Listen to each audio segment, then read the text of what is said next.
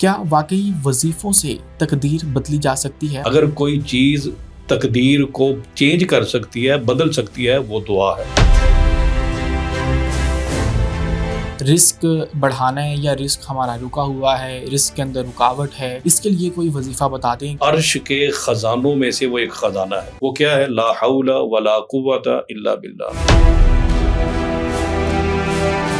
چیز تلاش کر رہے ہوتی ہیں کہ قرض بہت زیادہ ہمارے اوپر چڑھ چکا ہے، تو قرض سے نجات کے لیے بھی وہ کوئی راہ راست جو ہے وہ تلاش کر رہے ہوتی ہیں، کوئی مجرب وظیفہ اس کے لیے بھی اگر آپ بتا دیں تو۔ اے علی رضی اللہ تعالیٰ عنہ، اگر تیرے اوپر ایک پہاڑ جتنا قرض ہو، اتنا اگر کسی کے اوپر قرض ہو، اتنا بڑا مقروض ہو، اور وہ یہ دعا پڑھنا شروع کر دے، اللہ ایسے اسباب اس کے لیے پیدا فرما دے گا کہ اس کے قرض اتر جائے گا۔ وہ کیا دعا ہے؟ اللہم اکفنی بحلالک عن حرامک واغننی بفضلک عمن سواک۔ پریشانی ہے کہ جو ان کے بچے ہیں ان کے رشتے نہیں ہو پا رہے، خصوصاً ہماری جو بہنیں ہیں وہ بہت زیادہ ان کو لے کے پریشان ہوتے ہیں کہ ان کے رشتے اچھے نہیں ہو پا رہے، تو اچھا رشتہ تلاش کرنے کے لیے یا پھر ایک تعلق قائم کرنے کے لیے کوئی عمل یا وظیفہ اگر آپ بتا دیں۔ بعض لوگ یہ کہتے ہیں کہ ہماری بچی کا یا ہمارے بچے کا رشتہ جادو سے روک دیا یا بندش لگا دی گئی ہے۔ بعض بچیوں کی یہ شکایتیں آتی ہیں کہ ہمارا گھر رشتے تو آتے ہیں لیکن وہ جا کے جواب ہی نہیں دیتے، یا وہیں جا کے ہی ان کا موڈ خراب ہو جاتا ہے۔ ایسی جو بچی ہے اس کے اندر چڑچڑا پن ہوگا، عصر اور مغرب کے درمیان سر میں درد لازمی ہوگا۔ اس کا معنی یہ ہے کہ اس کے اوپر کوئی شیطانی عمل ہے۔ کھلا پڑھے، گنے نا، ربی انی لما انزلت الی من خیر فقیر، کثرت سے پڑھے۔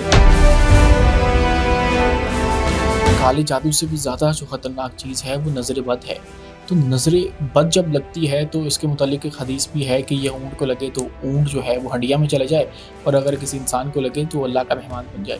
تو اس کے متعلق بتائیں کہ نظر بد جو ہے اس سے کیسے بچا جا سکتا ہے؟ آپ صلی اللہ علیہ وسلم یہ دم کیا کرتے تھے، اعیذکما بکلمات اللہ التامات من کل شیطان وہامۃ ومن کل عین لامہ۔ یہ دم آپ 3 مرتبہ حسن اور حسین رضی اللہ تعالیٰ دونوں کو اکٹھا کیا کرتے تھے۔ عید قربان گزری ہے اور لوگوں نے گوشت کھایا، لوگوں کے جو میدے ہیں وہ خراب ہو چکے ہیں، اور میدے کے متعلق یہ کہا جاتا ہے کہ آپ کی صحت سے متعلق تقریباً 90% جو بیماریاں ہیں اس کا اوریجن آپ کا میدا ہے۔ پہلی بات تو یہ ہے، میں آپ سے اعتراض کروں گا کہ گوشت کھانے سے بندہ بیمار نہیں ہوتا، اور خصوصاً قربانی کا گوشت۔ قربانی کا گوشت سال میں ایک ہی تو موقع آتا ہے جو ہمیں صحت مند گوشت ملتا ہے، وہ قربانی کا گوشت ہے۔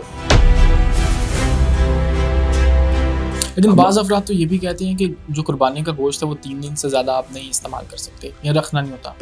پہلے منع کیا تھا، پھر آپ صلی اللہ علیہ وسلم نے فرمایا، پہلے میں نے یہ کہا تھا کہ اس کو اتنے دن سے زیادہ نہیں رکھنا، تقسیم کرنا ہے۔ اب میں تمہیں اجازت دے رہا ہوں، جتنا دن تم رکھ سکتے ہو اسے رکھو اور استعمال کرو۔ جسم کو ہائیڈریٹ رکھنے کے لیے، اپنے آپ کو انرجیٹک رکھنے کے لیے کیا کیا جائے؟ کچھ ایسا نسخہ بتا دیں حکمت سے۔ سب سے پہلے لینا ہے سنگاڑا۔ اب سنگاڑا جو ہے اس کے اندر کیلشیم بہت ٹھنڈا ہے۔ نمبر 2 پہ آپ نے لینا ہے تخم ملنگا۔ نمبر 3 پہ آپ نے لینا ہے گوند کتیرا۔